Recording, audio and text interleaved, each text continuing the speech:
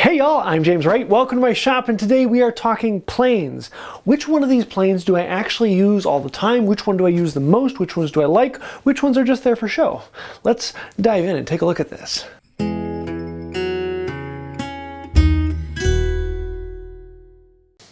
So I have a lot of planes in my shop. Last time I counted it was well over 100. Some of them are waiting to be restored, some of them are waiting to give away to people, some of them are up here on the walls, and some of them are actually just here for show. One of the few things that I actually have on this wall that I never really use, but they take up space. We'll talk about which ones that is. I have all of these here on this rack, and I have a whole video talking about making the plane till. So if you want to see that, I'll leave links to that down below. There's a whole series of making all the tool holders on my wall. So first, let's actually go through this rack and take a close look at it. So my plane till rack, some of these are very familiar to you and some of them are not. Starting over here on this side, this is my number 4.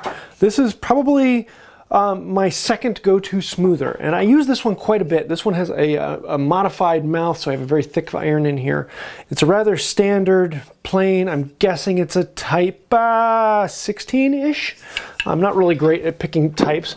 Most of mine are around the 12 to 20 range, though I do have a few that are a little older, like type 6, type 5. Next to that, I have my 4.5.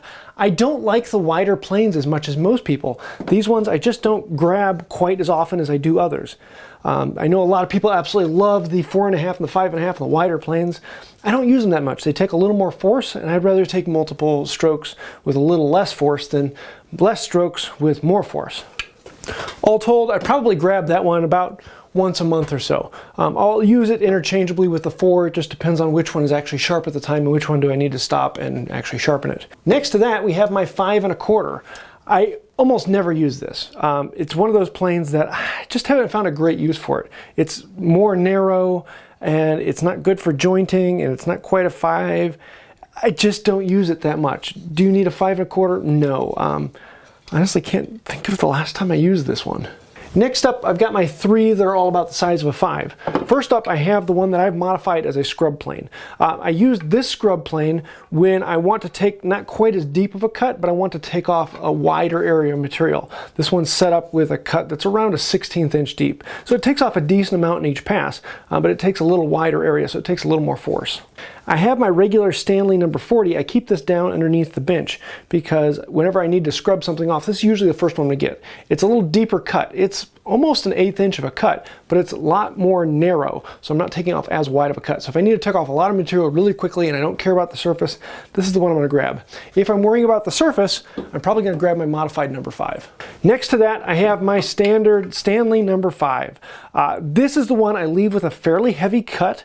If I want to take off material or I want to clean up the scrub plane, this is the one I grab. If I'm cleaning up after the scrub plane, it's probably this or the 4.5, but most often the 5. I have a modified iron in here just because I go to town on this thing, and I really like it. The 5 is probably the 3rd or 4th most common used plane in my shop. If I did a lot larger panels and things like that, I'd probably use this even more. Next up, we have my low angle jack. This is a new Stanley Sweetheart. A lot of people kind of poo-poo this, but I actually really like it. It works relatively well. It has some fit and comfort issues that really annoy some people. The aluminum lever cap, I know a lot of people really worry about that. Haven't had any problem with it. It actually works really well, and I like it. For the price, it's a great user. Anytime I need low angle work, this is the one. I don't use it that often though, unless I'm just worrying through things or these aren't sharp and I just want to get it done. This is the next one I use. It's probably about 5th down the list of tools that I generally use.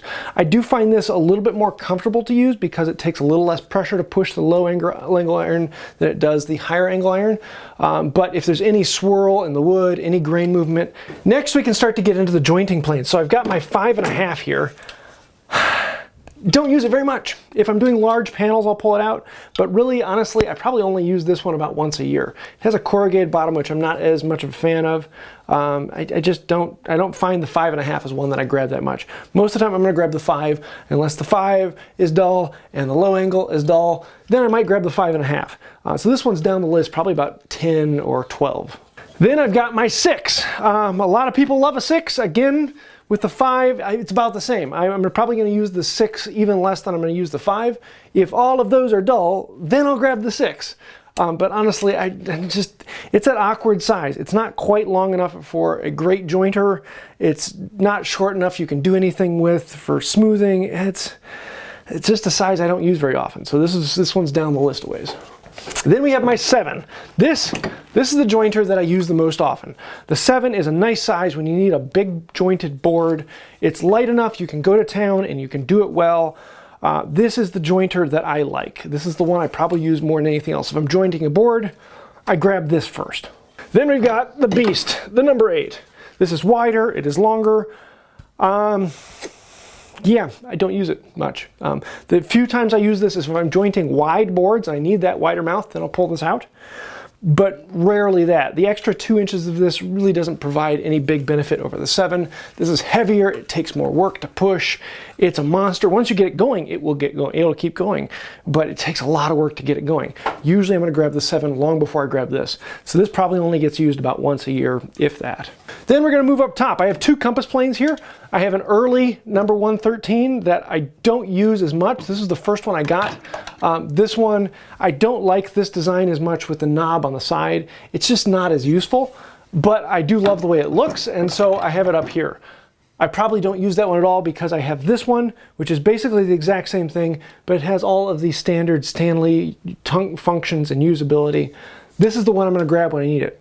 Do I use these very often? No. Probably about once a year or less. If I'm doing a curve for that final smoothing, this is what I'm going to grab, but it's actually pretty rare. This is one of those things that I don't suggest people get unless they really do a lot of curves or they want it to be buttery clean and have a really nice precise curve. That's where these come in. This is the Veritas Custom Plane. If I could buy any plane in the world, this one would be my favorite. This is, in my opinion, the best user plane ever made. This is absolutely phenomenal. I've used all sorts of infill planes. They do great work. They are phenomenal planes. This is better. This is more functional. This is useful. This is just really well designed. The Veritas Custom Plane, in my book, is the best user plane money can buy. It takes a lot of money though, but it is a phenomenal plane. And if I'm smoothing, most of the time this is what I'm going to grab. Unless this is dull and I just want to get to it, then I'm going to grab my 4. But smoothing, this is the one I get. One of these days I'd like to get a custom number 5, and I think those 2 I would use more than anything else. But this is so much fun to use and really, really high on my list. But it is crazy expensive. So a lot of times I don't want to show all the expensive tools, and so that's why I use a lot of the antiques that I've gotten for 20, 30 bucks.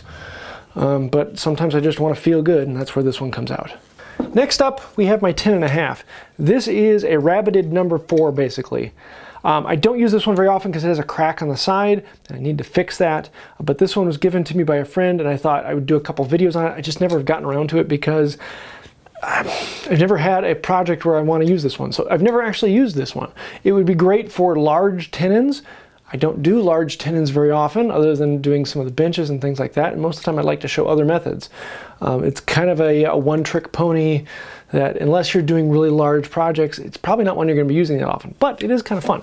Then beside that, we have my number 3, which is one that I use every now and then. It is for really small, detailed smoothing work. It is set up as a nice clean smoother, but because it has a much thinner size, I can do more spot work and just get one little area. So I pull this one out probably about 3 or 4 times a year. I don't use it that much because for smoothing, most of the time I'm going to go for my custom or my number 4. Next up down the line, we have my number 2, and it's cute. Never used it. I've tried to use it a couple times, but it's broken. It had been cracked, and the person who put it back together, the toe is up at this angle and the heel is up at that angle, and so it kind of rocks in the middle, and it's basically not really functional other than as a chisel plane with a nose, which is kind of annoying. But it's nice to have, and really I don't know if I want a number 2. It's one that just isn't terribly functional for me. The handle is much, much smaller. So if I got a number 2, it would probably quickly become my wife's because she would love to use it. But for me, I've never actually used the number 2. Then moving over, I've got the low angle wooden plane that I made a while ago. I actually don't have the iron in this one right now because I pulled that out to use in my number 5 because the iron in that one is bad. So I'm not a huge fan of wooden planes. I just don't use them that much. They feel really good, they're really nice, but I don't find them to be as comfortable, and I generally would prefer to use a metal plane. Just a personal preference, but I don't have much use for it. I have a whole video series on making this, and it's a lot of fun to use, but honestly, I'd rather use my low angle rather than using this low angle. It does look kind of nice on the wall though. Here is the block plane I use. This is actually a newer, rather cheaper one from the 90s. It is a decent block plane. For a block plane, you don't need much. But this one has all the bells and whistles you want with the movable mouth, the depth adjustment, lateral adjustment, still have to tap the iron around. But it's a great little block plane. You don't need much from a block plane. And I use this one quite commonly. It's probably 4 or 5 down the list. But for doing chamfering, this is the one I usually grab to just run a chamfer quickly. It's easier to maneuver this for chamfering than it is to maneuver a 5. I know a lot of people will grab the 5 to do most of their chamfers, but for things like that, I'm usually grabbing this. I have 2 other planes that I store on my saw till. One of them is my Stanley number 71. This one is gorgeous and I love it. I've got one more that I'm wanting to restore and then either give away or sell away depending upon the person it goes to.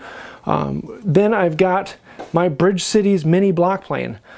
This one I really don't have much use for. It's cute, it looks good, and I got it at a good deal. However, for me, it's not very useful. For my wife, though, she loves this thing. It's tiny, it fits her hand, but for me, it's just too small. I would honestly rather use the cheapo block plane than this one, unless I'm doing thinning stock, such as that I need for the fences on the side that go down, allow me to depth cut something. For kumiko and things like that, it actually works really well. The router plane, though, I use relatively often. This probably gets pulled out once or twice a month, so it's a fairly common use plane. I'm going to include the spoke shaves and cabinet scrapers in this one. I've got 1, 2, 3, 4, 5, 6, 7, 8, 9 spoke shaves in here. Really don't need that many. My Stanley 151 is probably the first one I'm going to grab for any flat work. This just is the go-to, and it works so well. And you don't even need a Stanley 151. You can get the newer knockoffs that work exactly the same, and they will treat you just as well. It is a really simple tool that even a cheap knockoff will do very well. I have my Miller Falls mini cigar, and this is what I use for most round work. This is the one that is just comfortable. It's fun to use. It is very, very enjoyable, and I love using this one.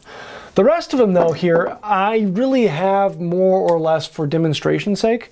I have a couple wooden ones up here that I've made, and anytime I want to pull out a wooden one, they need a little bit more work because eventually the mouth wears off on them, and they've done that. And then I've got a couple others that I generally only pull out when I want to show something a little different. So do you need all those? No. One flat, one round, you're golden. Card scrapers, you never have enough of them. I've got probably, 15 or so of them here, different shapes, different sizes. And if you want to buy them on my website, you can actually buy the Wood by Wright card scrapers. Hint, hint. Card scrapers do get used all the time. They are often the last thing that touches the wood before finish. Then I have a couple cabinet scrapers over here. I've got my Cooper's spoke shave here, and as well as a small traveler. Need to do a little work on those. I've got an 81 and a number 12 up here for cabinet scrapers. I don't use those that often. If I'm doing large panels and I need to do detail work on really figured grain, I'm probably going to set up my smoother rather than grabbing one of those. But they will do the work, and you can pick up an 81 for almost nothing. You can get the new ones that are remakes of it, and they do exactly the same thing, a lot like the Stanley 151s. There's really nothing to them, so anyone can make one of those that will work perfectly fine. Now let's venture up here to my top shelf. Over here, I've got a couple rabbet planes, I've got a couple shoulder planes, things that I don't use that much other than demonstration place, a couple tongue and grooves. Those types of planes get pulled out every 3 months or so. They're not things that I use that much. I do not use a shoulder plane as much. If I did power tool woodworking, I would be using a shoulder plane all the time. I'd be using a rabbet plane quite often. But for hand tools, I generally don't pull out as much because I'd rather just use a chisel for a lot of that. Then over here, I've got some of my coffin smoothers. I've got my window joinery, and then I've got molding planes, molding planes, molding planes, molding planes, molding planes. I don't do molding. I don't do molding much, and so those aren't used that often. Sorry, if you do a lot of molding, you would probably use those. Honestly, other than demonstration's sake, I've never actually used these planes. They don't have a regular use for me because I don't do much molding. Over this way though, I tend to use these a little bit more. These are my spill planes. I like making spill planes. They're a lot of fun. Do I actually use them for functional spill making? No, but they are fun to have, and I use them anytime I want to just make curls. They're delightful for that.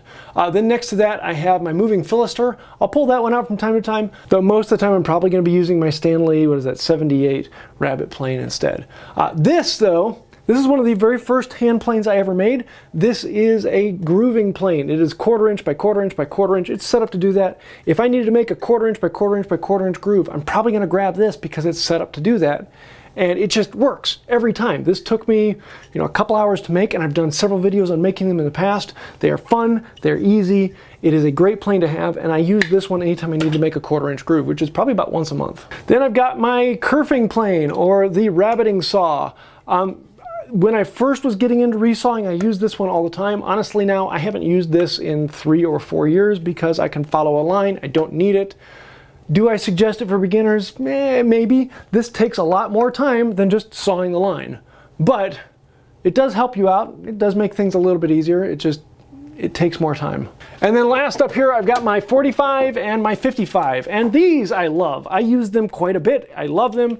Do I need both? No. A 45 would do perfectly fine. I don't do the extra functions that the 55 has.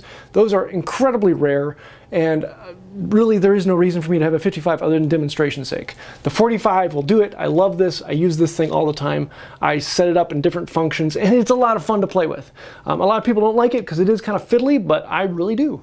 So there's a really quick overview of the main planes I have. I have a few others that I'm restoring and I'll be giving away and other things like that. But these are the ones that I use regularly or are just there for show, kind of giving you an idea of what I use quite a bit. For most people, when they're asking what should be your first plane, it's usually going to be a 4 or a 5. If you are wanting to do bigger things like coffee tables and things like that, get a 5.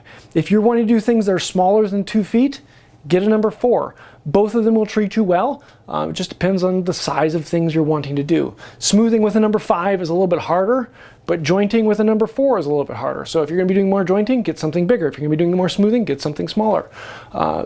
Everything else is just making it a little bit easier or making something a little more functional. So I hope this helped you looking at these planes. I'd love to hear your thoughts. Which planes did I forget to talk about, or which ones would you like to see more on? If you have other questions on anything on this specifically, let me know. Did a video recently on saws as well, and then I'm probably going to be doing one on chisels, mallets, and files, and a few other things like that of what do I actually use in this shop. So if you have any questions, comments, ideas, let me know that down below. I do read through all of them and I answer as many as I can. Thank you for that. If you do want to help out the channel, hit like, comment, share, subscribe. Those really do help out, and thank you. One step even bigger is to help out financially through Patreon. There's links to that down below, or click the little join button and become a member here on YouTube. We have extra perks for members and patrons, and that really means so much. We are not supported by anyone else other than you, the viewers, so thank you. If you'd like to find out more, you know what the links are and the little button to click, and I think that'll do it for now. And until next time, have a wonderful day. You know, if I lived a distance away from here, I might have to get on a plane so that I could plainly talk about this plane video. Wow, that was kind of a plain joke.